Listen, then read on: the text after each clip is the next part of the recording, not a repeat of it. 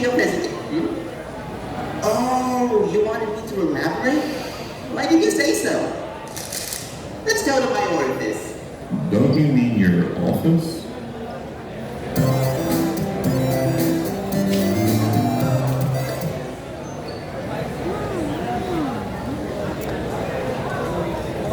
Oh, that's what you meant.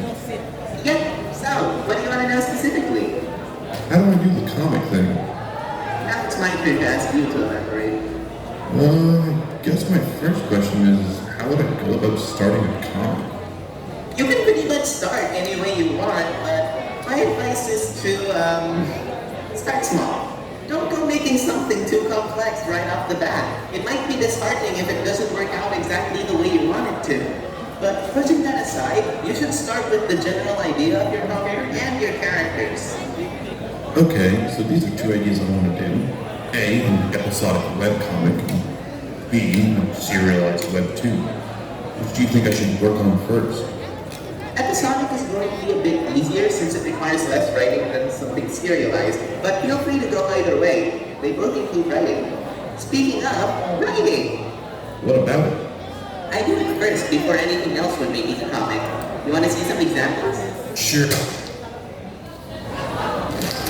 I usually write up the dialogue and actions from panel to panel, just so I know what I'm supposed to draw. Then from that, I get to work on the comic. I usually only do 4 panels. Though when it comes to jokes, I usually write the punchline first, then write a fitting situation for it.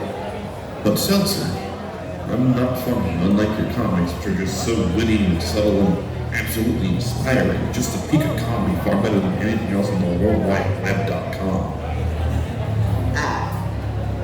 So anyways, how do I plan out how the joke appears in the comic with like composition? Usually what I do is when I sketch out the characters in a panel, I leave just enough space for the text bubbles to hang freely.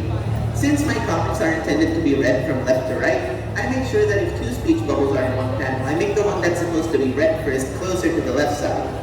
Then after that, I refine the sketch once I know where everything is supposed to be. And then you start to line it?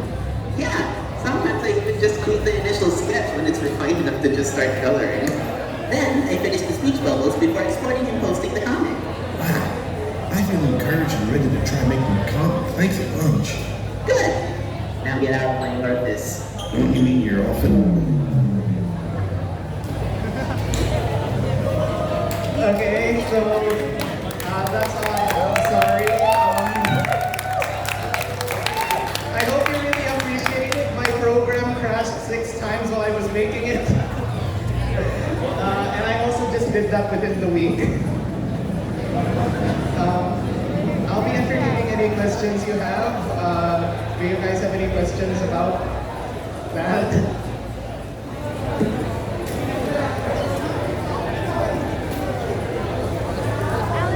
I guess we're going to you then. Who's got questions? Raise your hand. Come on, guys. Oh no. Hey. Who's got questions? Oh no, he's really embarrassed. Come on. You do it too. Hi, Harry.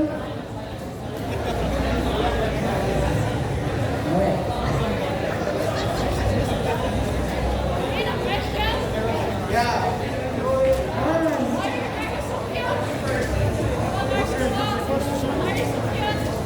I based them on cute things and I like and I think food is cute.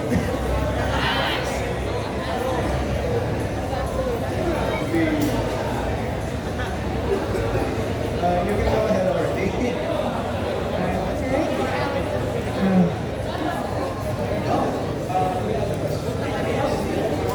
Okay. Hello guys! Hey Raji here! Oh, he's got a question! There are some that have been cut out, but overall, I'm currently working on my 31st one. How many have you shared? Around 26. Oh, I do buy these.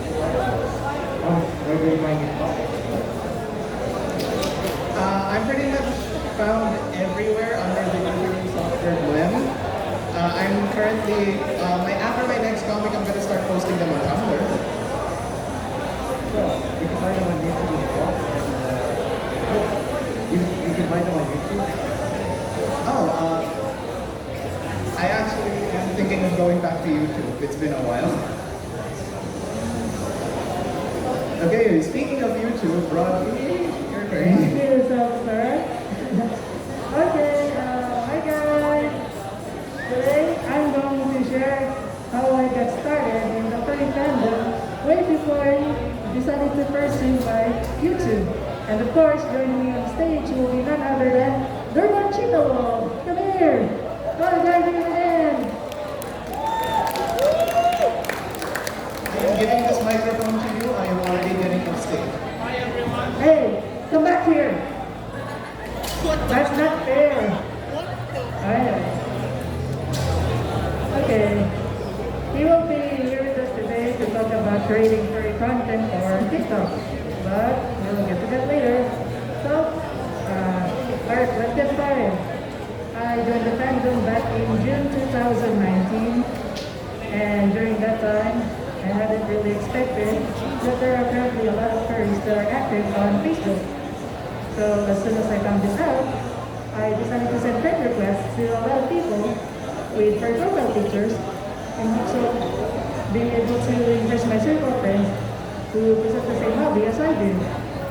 Many of those that accepted my friend requests eventually became good friends of mine, and we would talk about the fandom all day.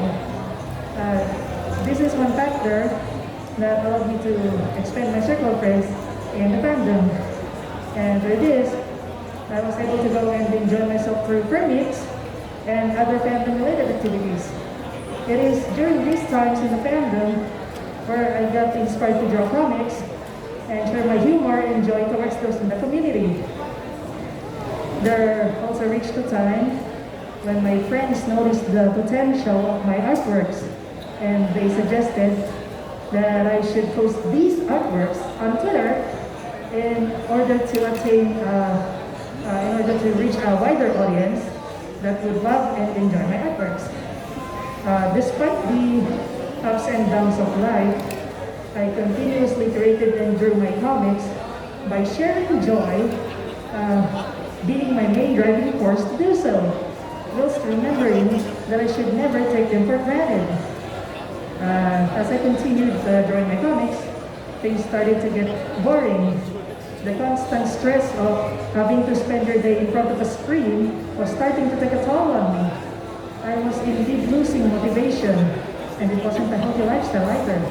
So, one random thought just came into my head. What if mag-start kaya ako mag-focus sa YouTube? Why not share this joy to others through other means? That was the thought that came into my mind, and I could never let go of it. This was when I decided to have my fursuit made by John Furry.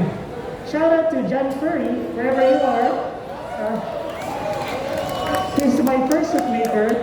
I don't know if he's already here inside the venue. But anyway, after months of waiting, I was finally able to try fursuiting in public for the first time, and eventually, I decided to make fursuiting my main focus as a way for me to showcase my love for this community through the interactions I made and the smiles I placed on people's faces. I tried to document these as much as possible in order to attain the goal of sharing joy around the community, and that was how my YouTube page was born. Remember, what's important is we enjoy whatever it is that we are doing, even through ups and downs of life, or even the people around us disagree. It is important that we continue what we love to do based on what we want and not what society may want us to do. And as long as you are not negatively affecting or harming anyone around you, just enjoy doing it. And eventually, you will reap the benefits of achieving your goals. But most importantly, enjoy and always have fun doing it. It's our hobby, and it's what makes us happy. Thank you.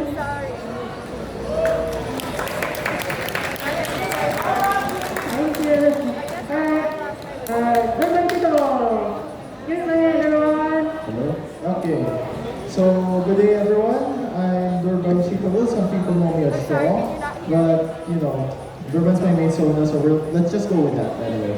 So obviously I'm a furry, but I've been creating furry content in TikTok for the past 1 year. Now, what's it about TikTok that you guys would, you know, when I say TikTok or furry content on TikTok, what usually comes to mind is, you know, sometimes it's usually one of those comedic videos. If not, it's usually one of those fursuit dances videos. But however, what was my main motivation for creating these sorts of videos?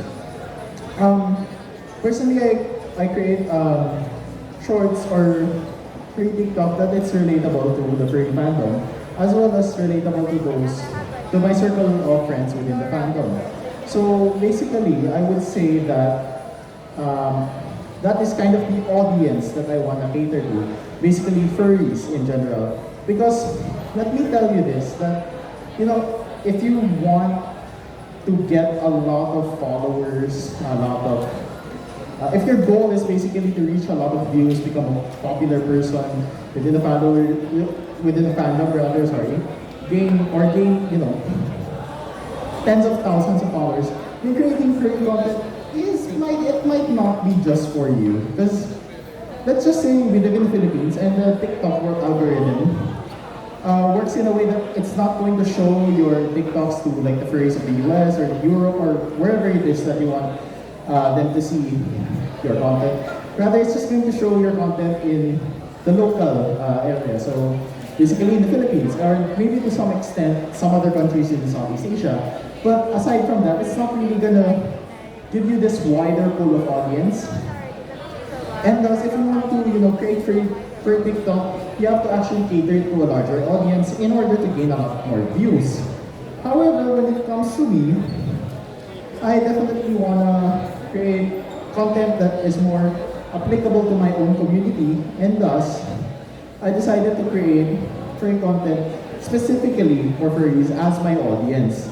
Because in my opinion, being able to spread joy within this community is probably the thing that I can give back for the fun times and the friends that I've gained being a furry. So, with that being said, it is definitely this community that gives me motivation to do furry TikTok, and thus I just want to make TikTok content that can appeal to this sort of audience. I know some other fursuiters, they do fursuit dancing, and they do other sorts of furry content in order to appeal to the general audience, and I applaud you for that. But if it was for me, if it was for my own TikTok, I would say that the happiness that I will be able to spread into this fandom alone will be able to help me and motivate me to continue doing furry content further in TikTok. So that's all. Thank you, Roddy, for inviting me here to speak on stage today, and that's all from me. Thank you, everyone.